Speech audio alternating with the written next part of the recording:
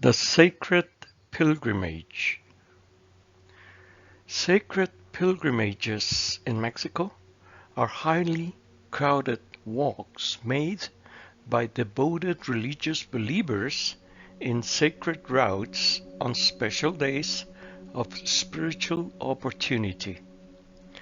The Zapopan pilgrimage or romeria, along with other romerias and religious celebrations, constitute an important religious, magical, and ritual testimony of the creative and complementary fusion of the most sacred that have sustained the Mexican nation for thousands of years. The powerful and ancient soul of Mexico has synthesized through great sacrifices the best of the sacred elements that join the Nahuatl and Spanish cultures together into the Mexican or mestizo culture. The sacred pilgrimages are representations of this syncretism. Augustine's new way, applied and practical, spiritual ecology group has a main objective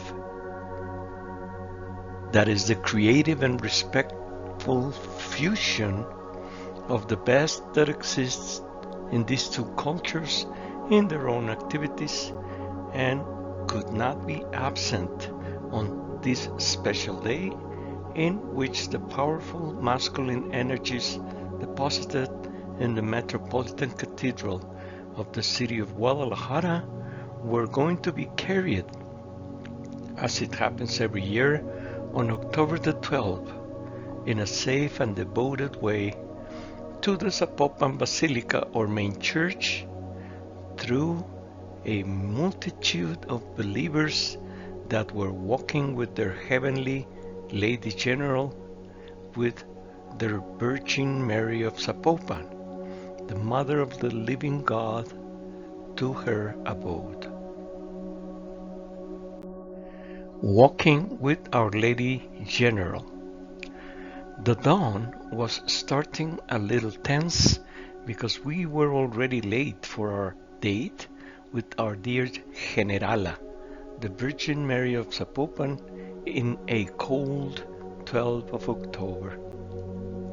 It was already 4:30 in the morning, and being this our first pilgrimage or romeria, we didn't know if we should have arrived even earlier to Guadalajara city's cathedral due to the enormous amount of fervent followers that year after year congregate in an ever-increasing number on its surroundings and over the Avenue 16 de Septiembre in the city to be with and to walk alongside their beloved Virgencita, accompanying her to her sanctuary in a 7-kilometer pilgrimage with millions of pilgrims in a 4-hour procession. Squeezed inside the car were Krista, Alicia, Rosana, Tomás, Felix, and Agustin. Once we approached the imposing cathedral, we immediately heard and recognized the ancestral sounds produced by the drums of the mesas of several groups of concheros that were dancing already outside the cathedral, following a pre-Hispanic tradition of Chichimeca origin that is linked historically to the solar rites of the Nahuatl nation. We managed, not without difficulties in spite of the early hour, to find a parking space in the surroundings of the cathedral. We stepped down the car in silence and reverent awe. It was already 5 o'clock in the morning. The day of national syncretism. This was a day of spiritual opportunity for many and varied reasons. The day of the new ethnic race or mestizo race was being celebrated, the day of the fusion or syncretism of two powerful cultures, the Aztec and the Spanish, in our nation and among our own people. The powerful and ancestral soul of our Mexico had managed through time and enormous sacrifices to synthesize the best of the sacred elements that unite our two cultures. The romeria of Zapopan, or Llevada de la Virgen, along with other romerias and religious celebrations in our country, constituted an important religious ritual and magical testimony of the creative and complementary fusion of the most sacred that sustains us since thousands of years. The Zapopana that is carried in this pilgrimage is a beautiful small sculpture made of wood of the Immaculate Conception of the Virgin Mary. That was a gift from the Spanish Franciscan friar Antonio de Segovia and owes its name to the actual sanctuary where she is venerated today in the old settlement known as Zapopan. That means Zapotl, or place among zapote trees. Nowadays, the Zapopana brings from parish to parish her blessings and characteristic energy, receiving and transforming at the same time the specific energies of every parish to conclude her sacred pilgrimage in the Metropolitan Cathedral. In 1724, the Zapopana, due to her constant favors and signs of wonder, was officially honored as the patron saint and protector of the city of Guadalajara against storms, rains, and epidemics. Feminine Walk. In this occasion, and due to being in a ritual walk of the feminine type, Alicia would guide our group and Krista would close our column at the end. Alicia placed our column in the Plaza Guadalajara, that is located just in front of the cathedral doors, that will fill with a multitude of followers of Our Lady of Zapopan, and she started addressing and offering prayer of our work to the Zapopana, asking her humbly and with fervor her protection. We concluded our prayer among a great number of people going and coming from all directions. Without further ado, Alicia turned 90 degrees to her left and adopted a standing still posture in the direction of the Basilica of Zapopan, giving our group in this way the silent signal to prepare for the beginning of our ceremonial walk. With a firm and fast pace, we initiated our walk in that cold morning. The achievement of inner silence would be crucial and of the utmost importance for our group because our revered Lady could indicate us through our silence what we needed to know individually and as a group on this important day. Silence and group cohesion was not going to be easy to obtain because in spite of the early hour, we were walking among a multitude of people going in all directions as moving obstacles standing in our way in a very crowded Avenida 16 de Septiembre. The energetic shield. I understood based on what I was beginning to perceive that when our group walked in a more or less close formation, our own internal cohesion acted as an energetic shield that somehow isolated our column from the external uproar. This allowed us to achieve at least the minimum degree of positive emptiness we needed to listen to the suggestions of Our Lady in her special day. Alicia surely perceived this phenomenon because she purposely slowed down or accelerated our walk sometimes to allow our group with impeccable intuition and without turning her head to maintain a close formation. This way, we had already achieved the minimum internal cohesion required to function as a soul unit.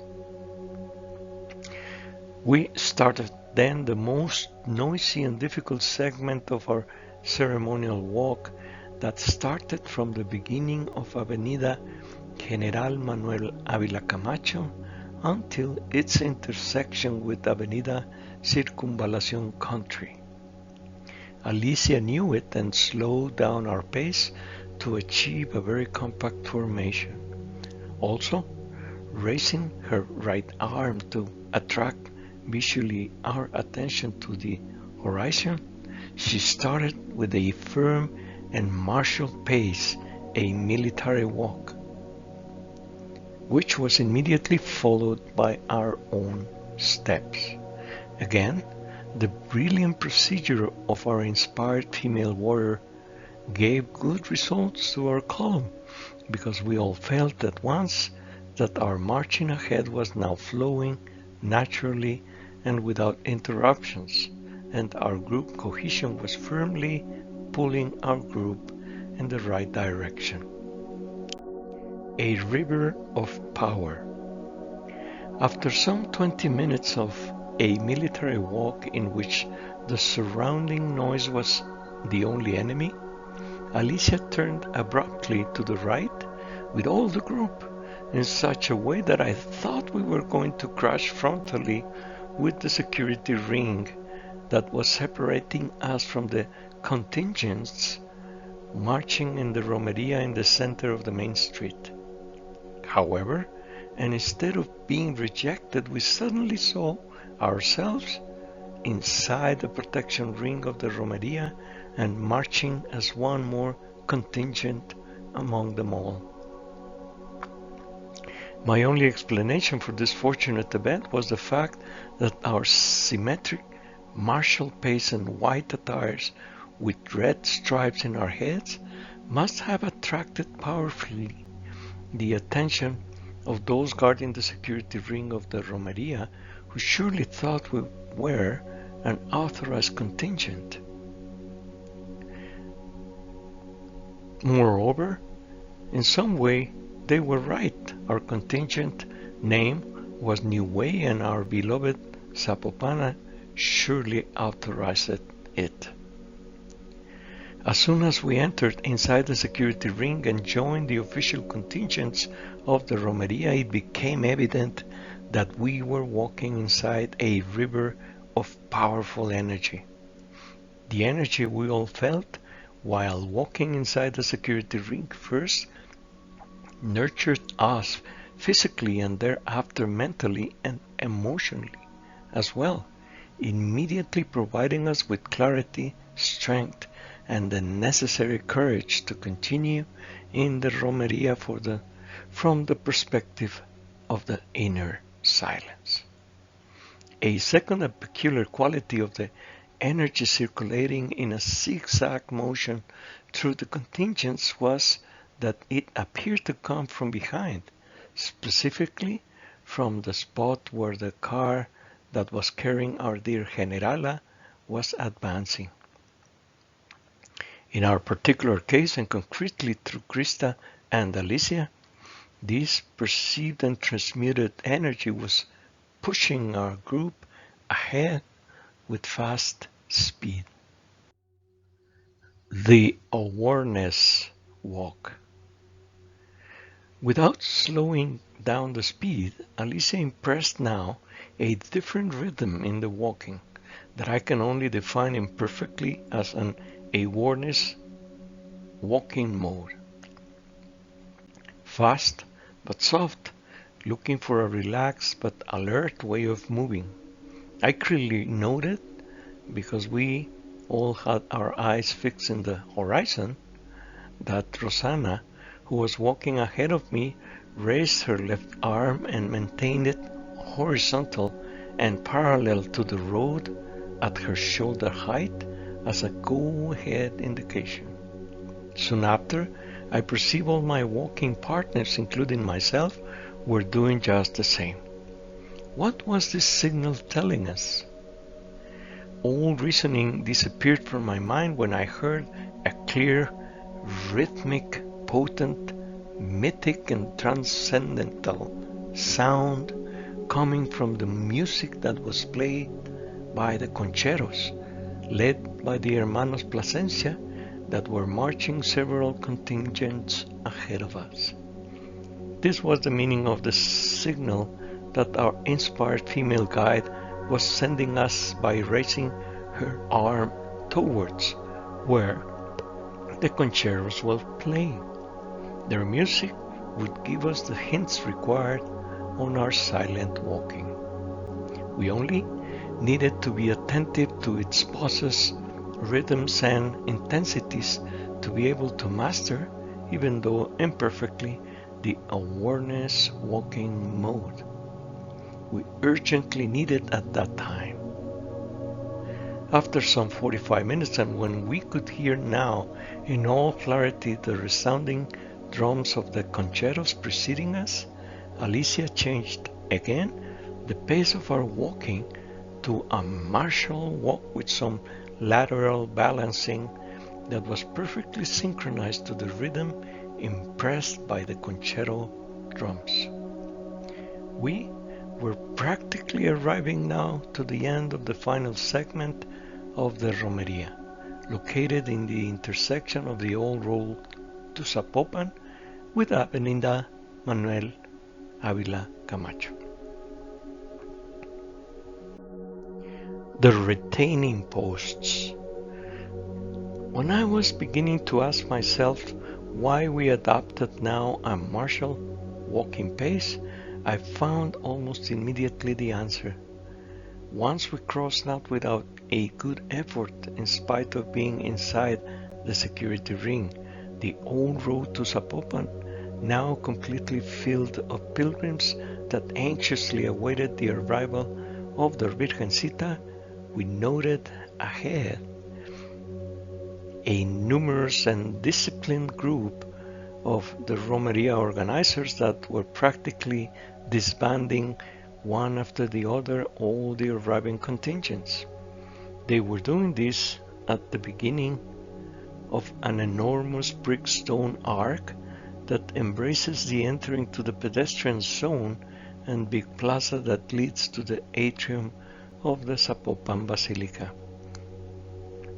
Their intentions were, of course, to facilitate the entering of the Virgin of Zapopan to her sacred place. The only ones already allowed in and waiting now in the atrium of the Basilica were the concheros Hermanos Plasencia that kept tireless their warrior dances and fervent canticles. Alicia used again the help of signals followed by every member of the row to let us know that we should reinforce our walking, using the best of our internal silence to avoid being disbanded before arriving to the atrium of the Basilica. One by one, we managed to be the last group to pass through the different retaining posts that were set up in perfect sequence to stop all the contingents of the romeria. We even managed to almost walk completely in a straight line the whole plaza that leads to the atrium of the Zapopan Basilica. But then